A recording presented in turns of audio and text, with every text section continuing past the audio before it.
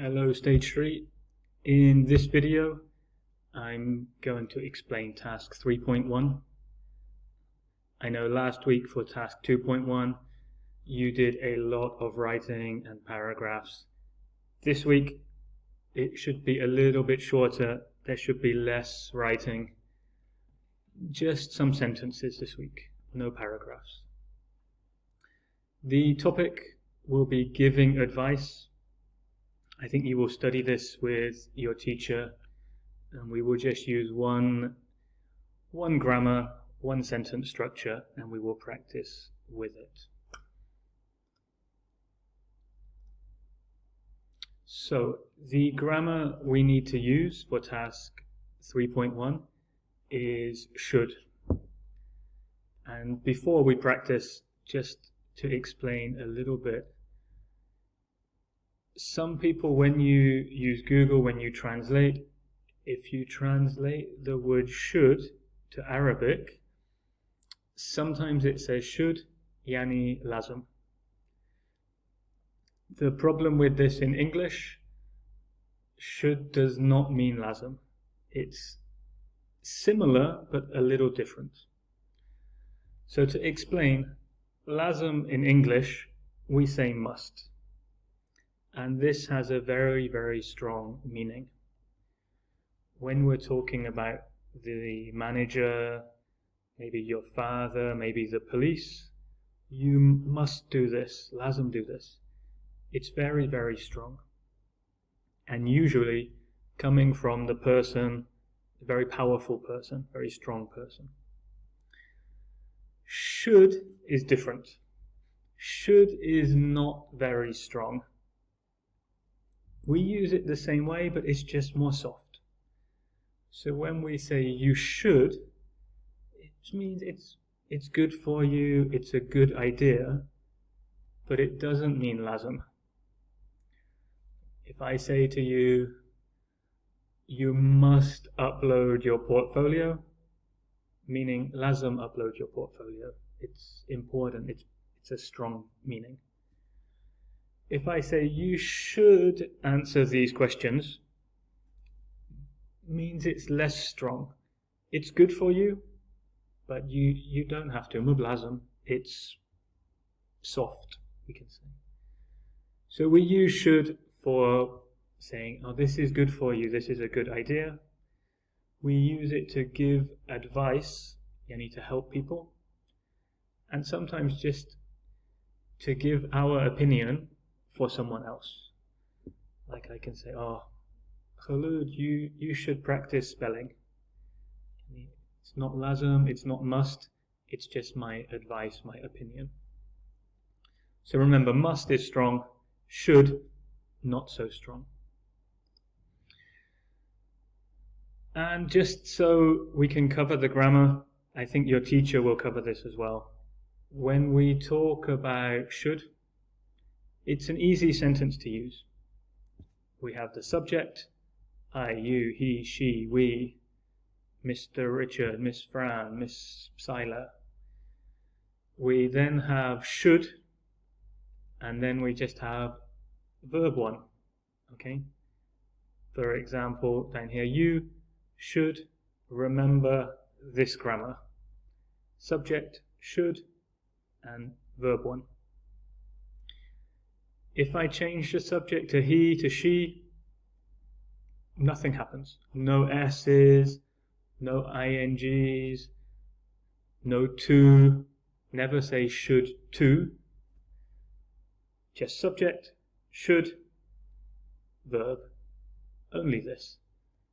That's why I say this is an easy grammar for us to practice. We will explain these sentences in class, so I won't explain them here in the video. You know how to do this. Like I said, subject first, you, and then should, and then verb, and we will complete the sentence. We will do this in class together, and I will give you some more practice also for this. So for task 3.1, I will give you some different topics. different topics where someone is asking for advice, yani asking for help. For each topic, we will make only 3 sentences. Each sentence with a subject, should, and then verb. And we will put these sentences into a Microsoft Word document. And inshallah, you'll have 3 topics, 3 sentences. Topic 1, 1, 2, 3. Topic 2, 1, 2, 3. Topic 3, 1, 2, 3. I will give you an example of this as well, so we can understand. So here's my example topic. This is my brother. He needs to lose weight. So what advice can we give him? And we should use should for every sentence. Now this is my brother, so the subject would be he. And then we need to use should, or shouldn't if we want negative. So I could say he should do some exercise. Do is my verb. He should exercise every day. Exercise is my verb. He should eat fruit and vegetable, not ice cream. Eat is my verb, okay? So subject he, should, and then verb, and a little bit to finish the sentence. The Word document will look something like this. Inshallah, yours will be more beautiful than mine, but this is, for example, we have the topic, he needs to lose weight, what advice can we give him? We have one piece of advice, he should do some exercise. We have a second piece of advice, he shouldn't eat fast food. And we have third piece of advice, he should go for a walk in the evening. 1 sentence, 2 sentence, 3 sentence.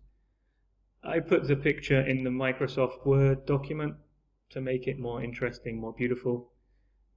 You can play, you can do what you like with the style. As long as you have topic, sentence 1, sentence 2, sentence 3, I will be happy. This is part 1. There will be a second part to this later in the week. Okay? And so finally, like I say, for task 3.1, there are 3 topics. The first topic, important topic for this time, how can we stay safe during coronavirus?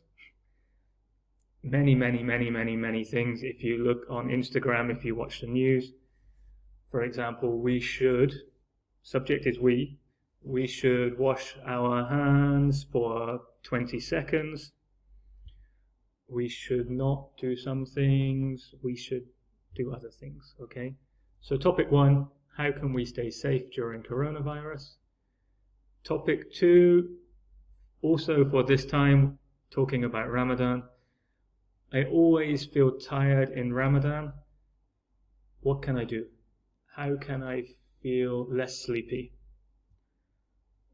Number 1, you should sleep in the afternoon.